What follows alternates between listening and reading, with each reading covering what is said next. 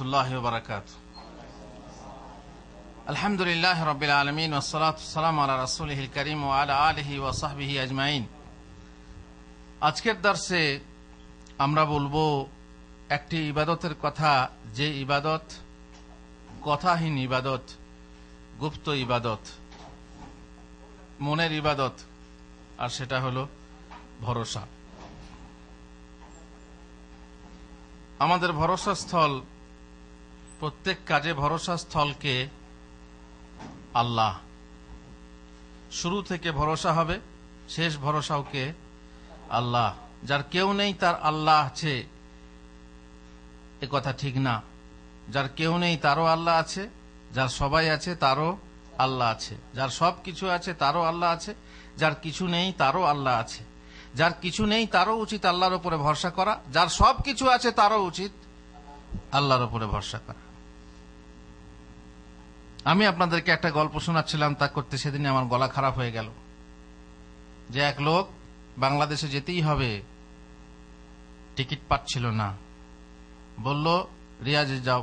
রিয়াজে গিয়ে টিকিট পেল না, বলল স্পেশাল কোটা দেখো, স্পেশাল কোটাতেও টিকিট পেল না। তাকে যেতেই হতো, না গেলে তার বিশাল ক্ষতি হয়ে যাবে। শেষকালে তাহাজ্জুদের নামাজে সে মুসাল্লায় দাঁড়িয়ে বা মুসাল্লায় বসে মোনাজাত করে বলতে লাগলো, আল্লাহ গো, সব দরজা বন্ধ কিন্তু তোমার দরজা খোলা, এখন তুমি আমার টিকিটের ব্যবস্থা করে দাও। এটা ঠিক না ভুল? সেদিনে অনেকে বলেছিলেন ঠিক, কারণ সব দরজায় লাথি খেয়ে শেষকালে আল্লাহর কাছে গিয়ে আল্লাহ দরজায় করাঘাত করছি। বলেছিলাম ঘোড়া ডিঙ্গিয়ে ঘাস খাওয়া, যদি ঘোড়া ডিঙ্গিয়ে ঘাস খেতে হয়, যাকে আপনি ডিঙ্গিয়ে যাচ্ছেন তার রাগ হয় না? হয় না? উচিত ছিল আমাকে জিজ্ঞেস করা, উচিত ছিল আমার কাছে আগে বলা, উচিত ছিল আমার কাছে ঋণ নেওয়া, উচিত ছিল আমার কাছে চাওয়া। তা না চেয়ে আমার থেকে দূরে যারা, তারা আপন হলো, তাদের কাছে আগে গেলে চাইতে, হাত পাতলে তাদের কাছে, শেষকালে তাদের লাথি মারলো। তখন তুমি আমার দরজায় এসে বলছে সব দরজা বন্ধ হলে তোমার দরজা খোলা। নিশ্চয়ই সাধারণ জ্ঞানও তাই বলে যে এখন তোমাকে আমি কেন সাহায্য করব? আল্লাহর ইচ্ছা করতে পারেন, সেটা আলাদা কথা, কিন্তু বলছি ভুল পদ্ধতি, ভুল। কেন? কারণ শুরু থেকেই তোমার উচিত ছিল কারোর ভরসা, তোমার যে সৃষ্টিকর্তা। বাকি মানুষ তো আল্লাহরই সৃষ্টি। তোমার মা বাপ, তারপরে তোমার চাকরি, তারপরে তোমার টাকা পয়সা, তারপরে তোমার ছেলে, শক্ত সামর্থ্য ছেলে এখন হয়েছে, চাকরি করছে, তার উপরে তোমার ভরসা। কিন্তু আগে ভরসা হবে কার উপরে? আল্লাহর উপরে। মুহাম্মদ রাসূলুল্লাহ সাল্লাল্লাহু আলাইহি ওয়াসাল্লাম বলছেন, যখন ঘর থেকে বের হবে তখন কি বলো? বিসমিল্লাহি তাওয়াক্কালতু আলাল্লাহ। ঘর থেকে বের হতেই, তুমি চাকরিতে যাচ্ছ, তুমি পরীক্ষা দিতে যাচ্ছ, তুমি কোথাও কোনো বড় কাজে যাচ্ছ, যে কাজের আশা ভরসা সব সময় কার উপর থাকতে হবে? শুরুতেই তুমি কার নাম করো? আল্লাহর নাম করো। শুরুতেই বলো তাওয়াক্কালতু আলাল্লাহ, আল্লাহর উপরে ভরসা করে বেরোচ্ছি। তারপরে তোমার সাথে সার্টিফিকেট আছে, সমস্যা নেই, কারণ সার্টিফিকেট না হলে চাকরি হবে না। তারপরে তোমার ব্যাকিং আছে, সমস্যা নেই, ব্যাকিং লাগে, অনেক সময় ঘুষও লাগে, তাই না? কিন্তু দরখাস্ত দেওয়ার আগে, সমস্ত অফিসে দরখাস্ত পেশ করার আগে কোথায় দরখাস্ত পেশ করো? উপরওয়ালার কাছে। উপরওয়ালার কাছে আগে দরখাস্ত দাও, তারপরে যাও মানুষের কাছে দরখাস্ত নিয়ে। আমি আপনাদেরকে এক কথাও বলেছিলাম যে বানি আদম সন্তানের সমস্ত হৃদয় কোথায় আছে? প্রত্যেকের বুকে বুকে হৃদয় আছে, তাই না? কিন্তু এই হৃদয় কোথায় আছে? আল্লাহর দুই আঙ্গুলের মাঝখানে। আল্লাহর দুই আঙ্গুলের মাঝখানে ইউকাল্লিবুহা কাইফা ইয়াশা। আল্লাহ তাআলা এই সমস্ত হৃদয়কে, এই সমস্ত অন্তরগুলোকে ইচ্ছা মতো ঘোরান ফেরান। এই জন্য নাম হয়েছে কালব, তাই না? পাল্টায়, সন্ধ্যায় একরকম তো সকালে একরকম। সন্ধ্যায় এক সময় একজনকে ভালোবাসলেন, সকালে গিয়ে আবার তার শত্রু হয়ে গেলেন। এটা হয় না? হয় না? একদম ফাঁকা মরুভূমিতে পড়ে থাকা তুলোর মতো, যেদিক থেকে হাওয়া আসে তার বিপরীত দিকে উড়ে যায়, মেঘের মতো। তার কোনো স্থিরতা নেই, যে সেখানে স্থিরতা পাবে তা না। সব সময় হৃদয় পরিবর্তন হতে থাকে। আর এই জন্যই আমরা আল্লাহর কাছে দোয়া করি, ইয়া মুকাল্লিবাল কুলুব সাব্বিত কলবি আলা দীনিক, ইয়া মুসাররিফাল কুলুব সাররিফ কলবি আলা তাআতিক।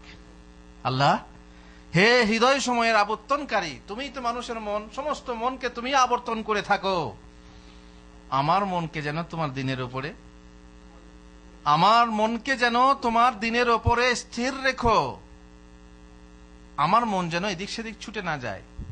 দরখাস্ত দাও আল্লাহর কাছে, তারপর চাকুরিতে যাও।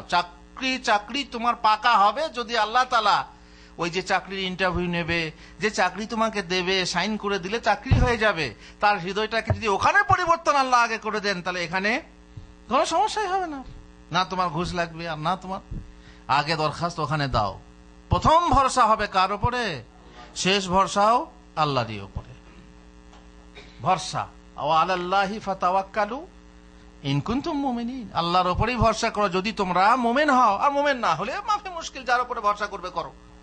তলোয়ারের উপরে ভরসা করো, শক্তির উপরে ভরসা করো, মূর্তির উপরে ভরসা করো, পীরের উপরে ভরসা করো, ভরসা করো যার উপরে ইচ্ছা। কিন্তু যদি মুমিন হও, ইন কুনতুম মুমিনিন, তাহলে তাওয়াক্কালু আলাল্লাহ, আল্লাহর উপরে ভরসা করতে হবে, একমাত্র আল্লাহর উপরে ভরসা। ভরসা সম্পর্কে আপনারা জানেন যে ভরসা করা কোন কাজের দায়িত্ব দেওয়া, কোন কাজ সুপর্দ করা। এই জন্য আমরা উকিল বলি। উকিল মানে কি?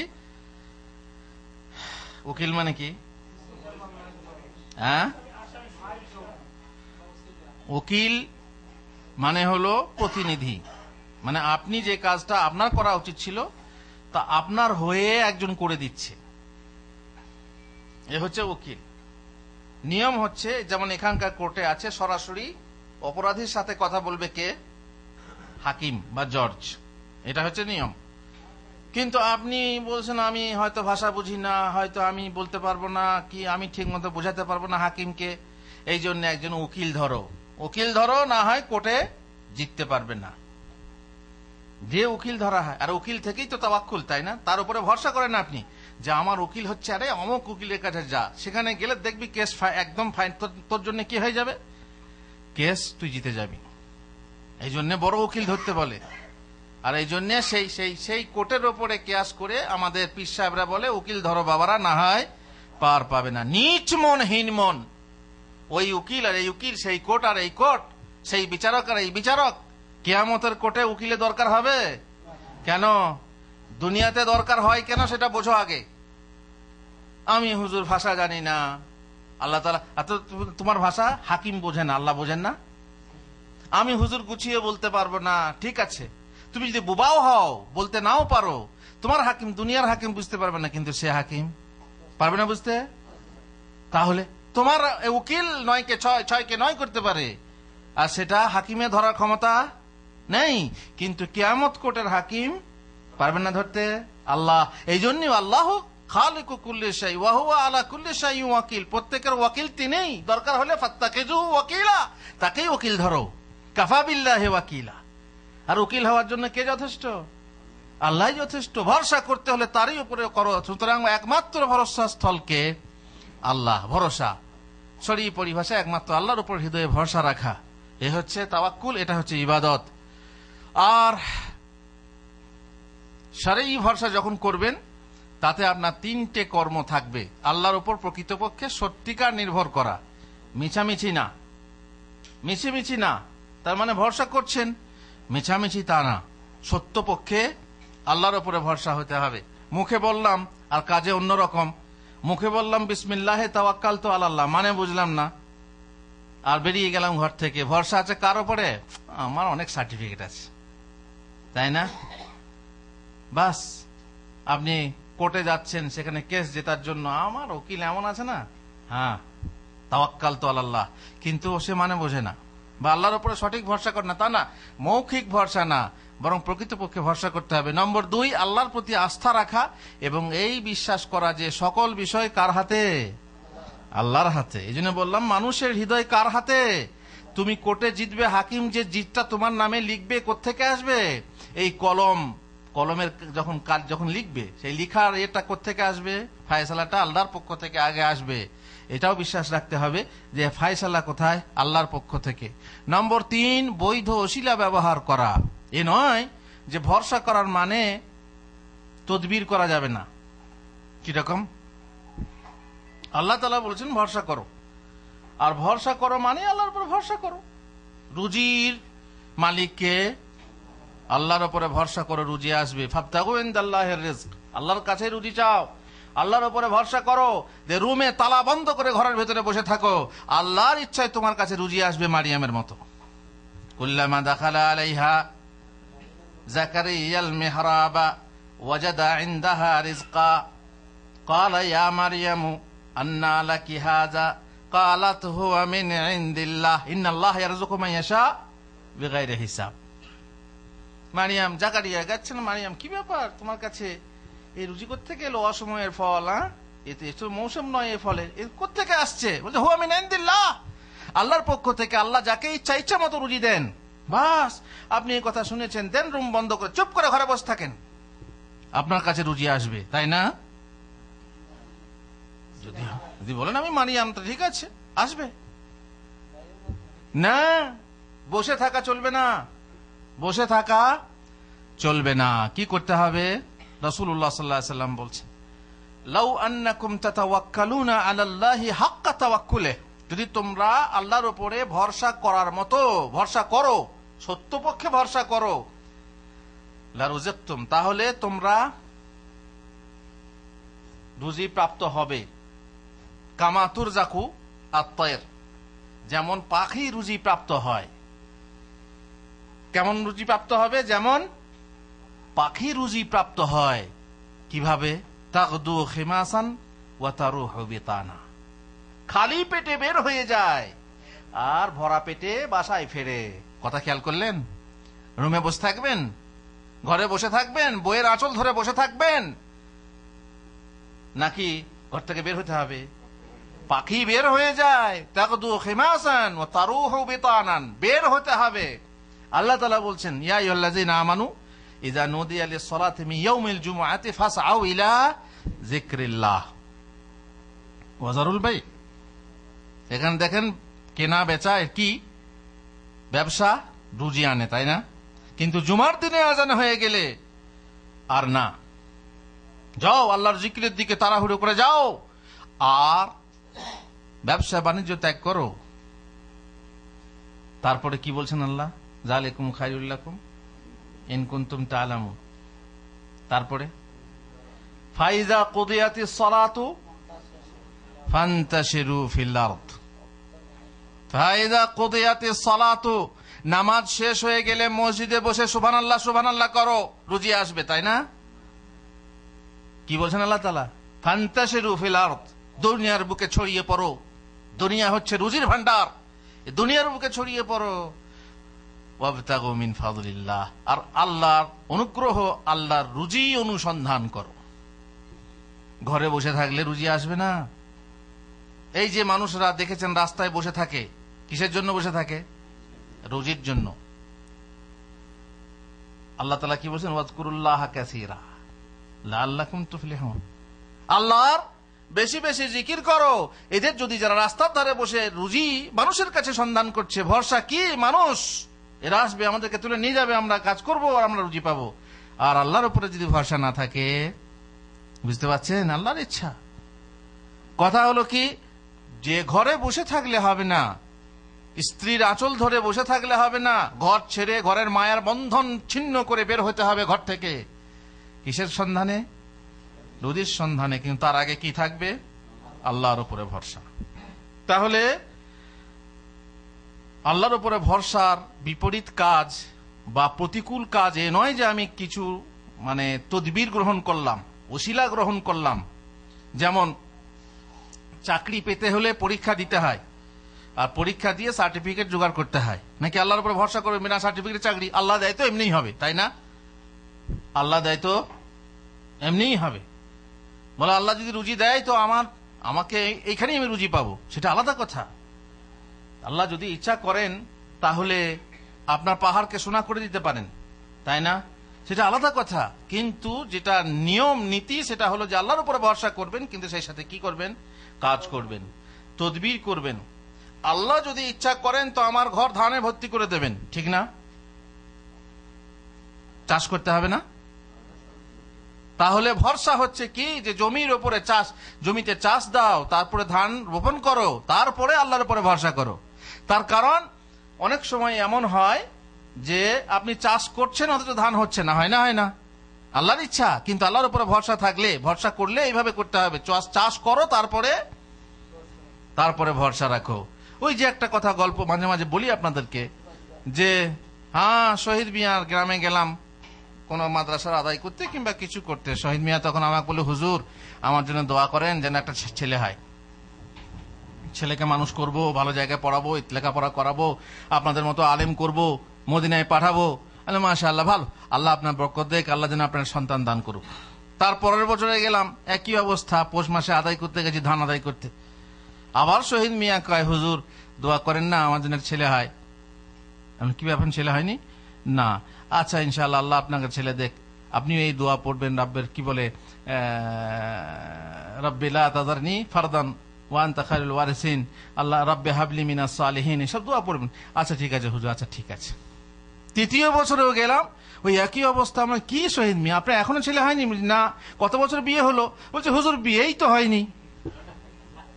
লেন কি কান, বলছে বিয়েই তো হয়নি।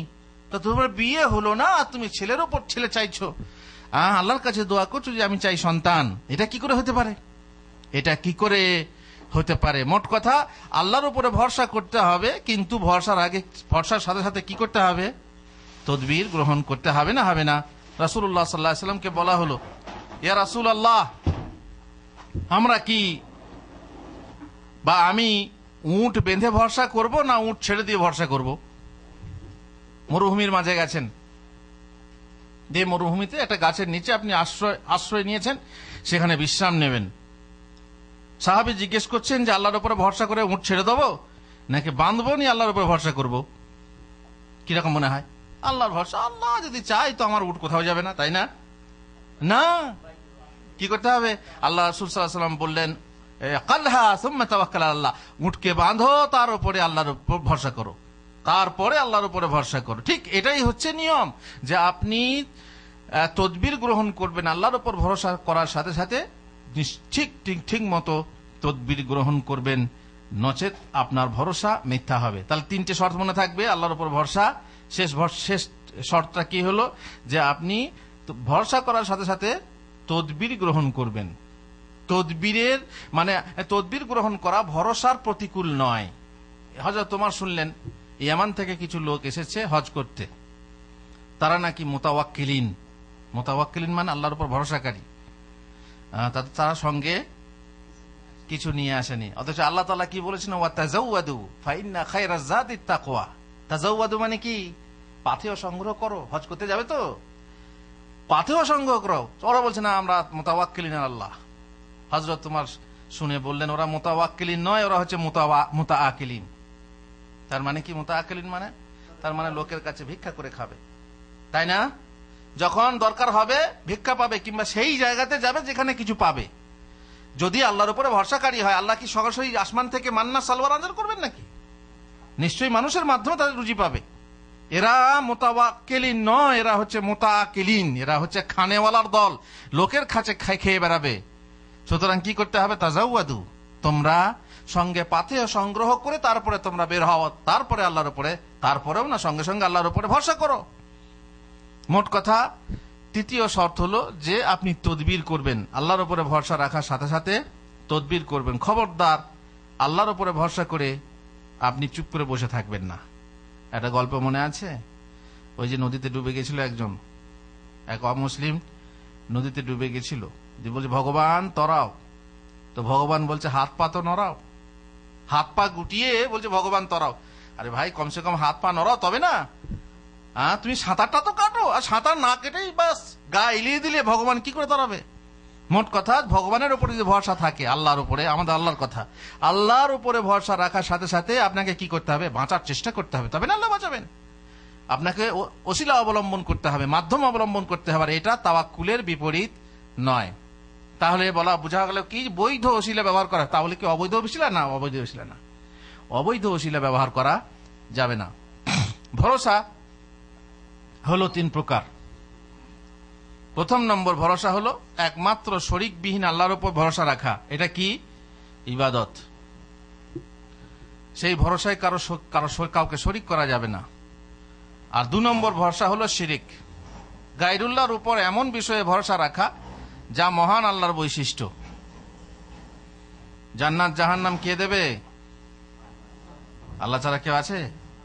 আপনি আল্লাহর নবীর উপরে ভরসা রাখলেন, তাই না? যদি আল্লাহর নবীর কোন সন্তান কিংবা আল্লাহর নবীর বংশের কোন সন্তান বলে যে আমার বংশের হচ্ছেন নবী, আমি জান্নাতে যাব, আমাকে নবী টেনে জান্নাতে ভরবেন, এটা ঠিক? এই ভরসা করা ঠিক?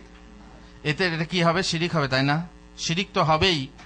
আর নবীর হাতে ক্ষমতা আছে কাউকে জান্নাতে দেবেন, কাউকে জাহান্নামে দেবেন, অথবা জাহান্নাম থেকে রক্ষা করবেন?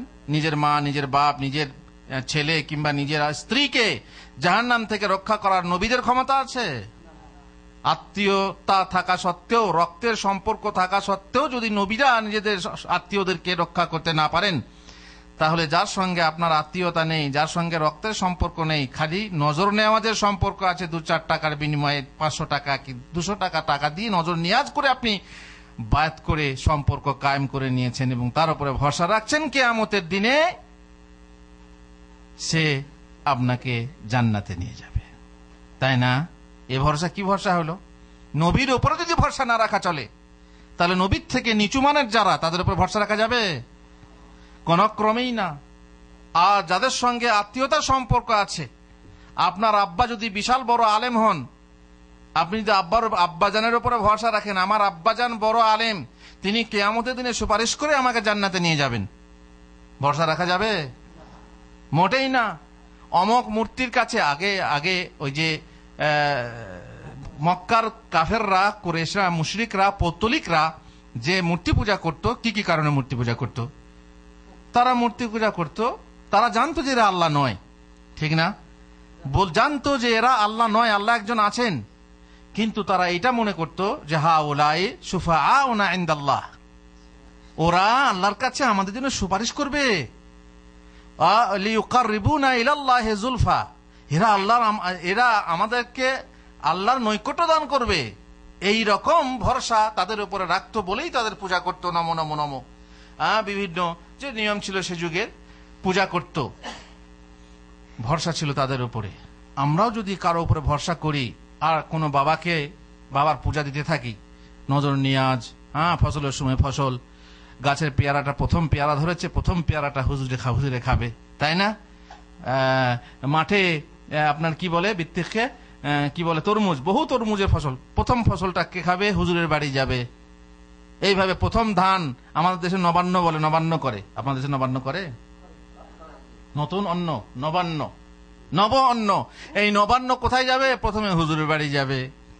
এইভাবে যদি আপনি ভরসা রাখেন, কেন ভরসা রাখছেন, কেন করছেন এটা? যেহেতু হুজুরকে সন্তুষ্ট করতে পারলে আমি কিয়ামতে পার পাবো, আল্লাহর নৈকট্য পাবো। এমন ভরসা করা শিরক। এমন ভরসা করলে পরে আপনি মুশরিক হয়ে যাবেন, অথবা ওসিলা ও কার্যকারণের উপর আংশিক অথবা পরিপূর্ণ ভরসা রাখা। আপনি যে ওসিলা গ্রহণ করছেন তার উপরেও ভরসা করা যাবে না, আপনার চাকরির উপরে ভরসা করা যাবে না, আপনার টাকা আছে সে টাকার উপরে আপনার জীবন চলে যাবে, খালাস, নিশ্চিন্ত হয়ে গেলেন, আরে ব্যাংকে টাকা আছে, আরে ব্যাংকে টাকা তোর কদিন, ব্যাংকের টাকা তো কালকে খালি হতে পারে, তাই না?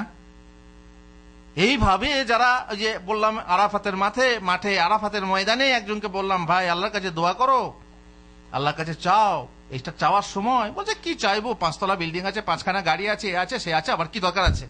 মাশাআল্লাহ, আর কিছু দরকার নেই। আরে 5-7খানা গাড়ি থাকলেও, 5-7 কোটি টাকা ব্যাংকে থাকলেও মানুষ মনে শান্তি পায় না, ঠিক না বল? আর তুমি শান্তি পেয়েছো, আজকে শান্তি আছে, কাল থাকবে কিনা জানো? তা আমি বললাম যে এই বাড়ি থাকবে তো আগামীতে, বলে সেটা আল্লাহ জানে। তো আল্লাহ জানে বলে তুমি জানো না, তাহলে সেটা আল্লাহর কাছে চেয়ে নাও যেন তোমার থাকে, নিরাপত্তা চাও আল্লাহর কাছে। কবরের আযাব থেকে পানাহ চেয়েছো, বলতে সেটাও আল্লাহ জানে, তাহলে কবরের আযাব থেকে আগে থেকে পানাহ চাও, তুমি জানে যে আল্লাহই জানে, তো আল্লাহর কাছে চেয়ে নাও কমসে কম। নিজের জমির উপরে, সম্পত্তির উপরে, নিজের বাড়ির উপরে, নিজের গাড়ির উপরে, নিজের চাকরির উপরে, নিজের ব্যাংক ব্যালেন্সের উপরে ভরসা যদি করে থাকো, জেনে রাখো এটা আজ আছে কাল নেই। আমাদের দেশের সাধারণ লোকেরা বলে টাকা পয়সা হাতের ময়লা, আজ আছে ভাই কালকে নেই। হাতের ময়লা বুঝেন তো? হাতের ময়লা এই যে হাতে আসছে, আবার গিয়ে সাবান দিয়ে ধুয়ে দেবেন, পানি দিয়ে ধুয়ে দেবেন, খালাস। আবার আসবে, আবার জমবে, আবার যাবে। একটা অপারেশন করতে মানুষের টাকা থাকে না, জমি বিক্রি করতে হয়, ঠিক না বল? কই টাকা? একটা অপারেশন করতে আপনার লক্ষ টাকা, 1.5 লক্ষ টাকা, 2 লক্ষ টাকা খরচ, 5 লক্ষ টাকা খরচ হয়ে যাচ্ছে। আর তুমি খুঁজছিলে যে আমার ব্যাংক ব্যালেন্স আছে, খালাস, আমার দরকার নেই, টাকার উপরে ভরসা ছিল। কিন্তু সেই ভরসা স্থায়ী নয়। এই জন্য কোনো ওসিলার উপরে ভরসা করা যাবে না। ভরসা কার উপরে করতে হবে? আল্লাহর উপরে। অবশ্য ওসিলা অবলম্বন করতে হবে। 3 নম্বর একটা ভরসা আছে, সেটা বৈধ। কিরকম? আপনার পক্ষ থেকে কোনো কাজ করতে কাউকে প্রতিনিধি বানিয়ে তার উপর নির্ভর করা, যে কাজ করার সাধ্য তার আছে। আমরা আগেই বলেছিলাম যে এমন কাজে ভরসা করা যে কাজ আল্লাহ ছাড়া কেউ করতে পারে না। হ্যাঁ, কেউ করতে পারে না। আপনি বারবার হুজুরের কাছে যাচ্ছেন, হুজুর আমার একটা সন্তানের দরকার, ঠিক আছে, আর পরিপূর্ণ ভরসা, আমার বাবা হুজুর এত বুজুর্গ, উনি ঠিক ওনার কাছে গেলে ওনার কাছে খাসি ক্ষীর পেশ করলেই খালাস সন্তান হবে, এমন ভরসা। এটা কার কার কাজ? এটা সন্তান দান করা কার কাজ? এই কাজে আল্লাহ ছাড়া অন্যের উপর ভরসা করা যাবে? ডাক্তারের উপরে ভরসা করা যাবে না, আল্লাহর উপরে করতে হবে। কিন্তু যদি এমন কাজের ভরসা আপনি করেন, এখানে পার্থক্য আছে, যে যে কাজ আল্লাহ ছাড়া অন্য কেউ পারে না, কিন্তু যদি কেউ পারে তাহলে তার উপরে ভরসা করা যাবে, এটা বৈধ। ঠিক আছে, ডাক্তারের একজন আপনার হয়েছে, হাত ভেঙে গেছে, হাতটা ভেঙে গেছে, বলতে এক কাজ করো, ওই যে যাকে তাকে দেখাও না, অমুক ডাক্তারের কাছে যাও। আপনি ভরসা নিয়ে সেই ডাক্তারের কাছে গেলেন, জায়েজ না জায়েজ? হাড্ডি লাগানো, জোড়া লাগানোর মালিক কে? আল্লাহ। কিন্তু ডাক্তার পারবে, তাই না? যার ক্ষমতা আছে, যেভাবে ক্ষমতা আছে, তার যতটুকু ক্ষমতা আছে করবে। এই যেমন আমরা উকিল ধরি, কেস জেতার জন্য উকিল ধরি, এই উকিল ধরা কি জায়েজ? কারণ এ কোর্টে দেশের আইন অনুযায়ী সে বিচার করে আমার কেস লড়তে পারবে। কিন্তু যদি ওই উকিল ধরতে যান, যে উকিল কাল কিয়ামতে আপনাকে পার করে দেবে, ক্ষমতা আছে? এ উকিলের এ ক্ষমতা আছে, এ আইন পড়েছে, কিন্তু ও উকিলের আইন, হ্যাঁ, ও উকিল কি সেই ক্ষমতা রাখে যে আল্লাহর আইন পড়ে আল্লাহর কাছে? নাকি আল্লাহ সেরকম আইন ব্যবস্থা আছে যে উকিলের কাছ থেকে শুনবেন না, আল্লাহ ডাইরেক্ট শুনবেন আপনার কাছ থেকে?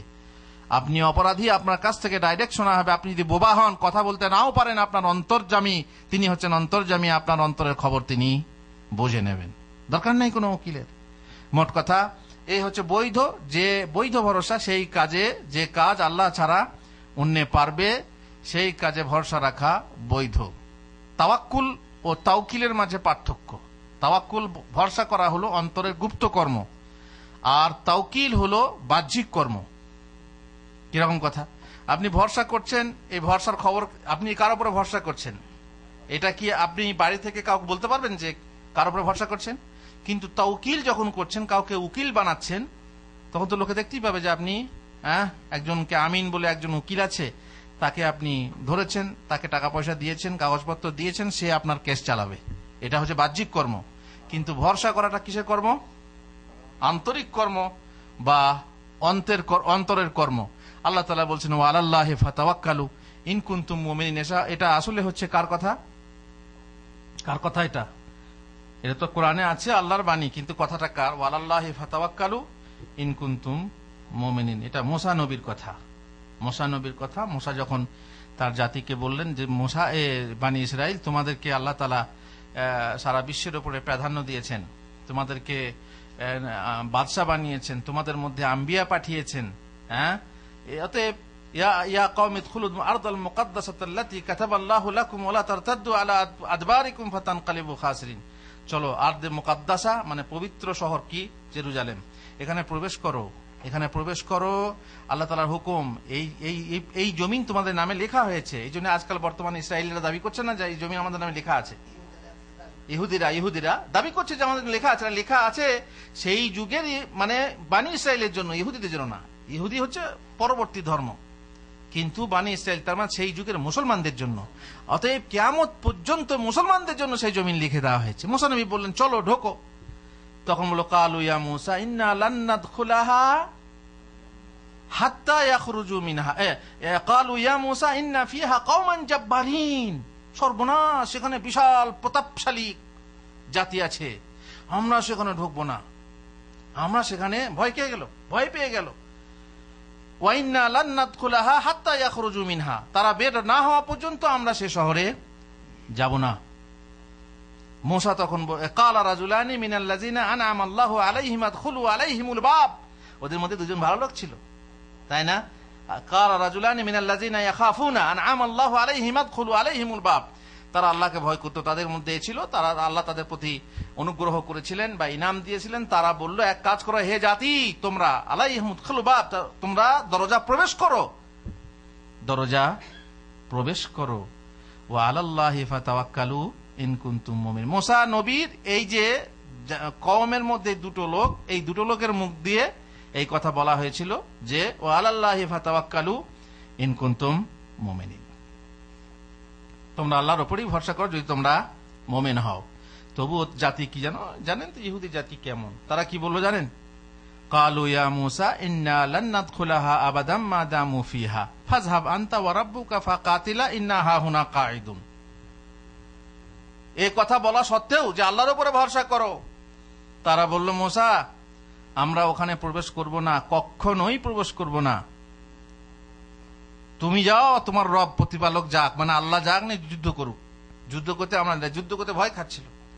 ভরসা দেওয়া হলো, ভরসা করো, তারপর যাও, তোমরা ফাইজা দাখাল তুমুহু ফাইন্নাকুম গালিবুন, বলা হলো যে তোমরা যখনই প্রবেশ করবে তোমরাই জয়ী হবে, আল্লাহর উপরে ভরসা করো। তাও মানলো না, বলছে এক কাজ করো মূসা, তুমি যাও বা তোমার আল্লাহ যাক, নিয়ে যুদ্ধ করুক, আমরা ইন্না হাহুনা কাঈদুন, আমরা এখানে বসে থাকলাম। কালা রব্বি ইন্নী লা আমলিকু ইল্লা নাফসি ওয়া আখি, পেরেশান হয়ে গেলেন মূসা। আল্লাহকে বলেন, আল্লাহ গো, আমি আমার নিজের শরীর আর আমার ভাই ছাড়া কারো মালিক নই, এই জাতির মালিক আমি নই, এসবের মনের মালিক কে? তুমি। এদের মালিক আমি নই, এদেরকে আমি কন্ট্রোল করতে পারছি না। ফাফরুক বাইনানা ওয়া বাইনাল কওমিল ফাসিকিন, অতএব এদের মাঝে আর আমাদের মাঝে পার্থক্য নির্বাচন করে দাও, মানে খালাস, মানে এদের সঙ্গে আমার চলবে না। কালা ফাইন্নাহা মুহাররামাতুন আলাইহিম 40 সানা, খালাস, আল্লাহ তাআলা দিলেন তাদের উপরে সেই তিহ ময়দানে, তিহ যেখানে সেখানে তারা 40 বছর অন্ধভাবে কি করেছিল? ঘুরে বেরিয়েছিল। আল্লাহ তাআলার পক্ষ থেকে আযাব এলো। যাই হোক, কথা হলো কি, আল্লাহর কথা শুনলো না, নবীর কথা শুনলো না, আল্লাহর উপর ভরসা করো তাও মানলো না। শেষকালে বললো আল্লাহকে পাঠা যুদ্ধ করতে। আল্লাহুল মুস্তাআন। এরই বিপরীত আমার নবীর উম্মত মুহাম্মদুর রাসূলুল্লাহ সাল্লাল্লাহু আলাইহি ওয়াসাল্লামকে কি বলেছিলেন? ইয়া রাসূলুল্লাহ, যদি আপনি চান আমরা আল্লাহর উপর ভরসা করি, যদি আপনি চান এই সমুদ্রে আপনি ঝাঁপ দেবেন, তো আমাদের আপনার পেছনে পেছনে ঝাঁপ দিতে আমাদের কেউ বাকি থাকবে না। যদি আপনি চান চলে যান এই পৃথিবীর শেষ প্রান্তে, বারকুল গিমাত বলে এক জায়গা আছে, সেখান পর্যন্ত যদি আপনি যান আমরা আপনার পেছনে পেছনে যাব। আর আমরা সেই কথা বলবো না যে কথা মূসার কওম মূসাকে বলেছিল, ইযহাব আনতা ওয়া রাব্বুকা ফাকাতিলা ইন্না হাহুনা কাঈদুন, যে তুমি যাও, তোমার আল্লাহ যাক, নিয়ে যুদ্ধ করো। বরং আমরা এটা বলবো যে আল্লাহর রাসূল আপনি চলুন, আপনার সাথে আমরা আছি, আপনার সাথে আমরা লড়াই করব।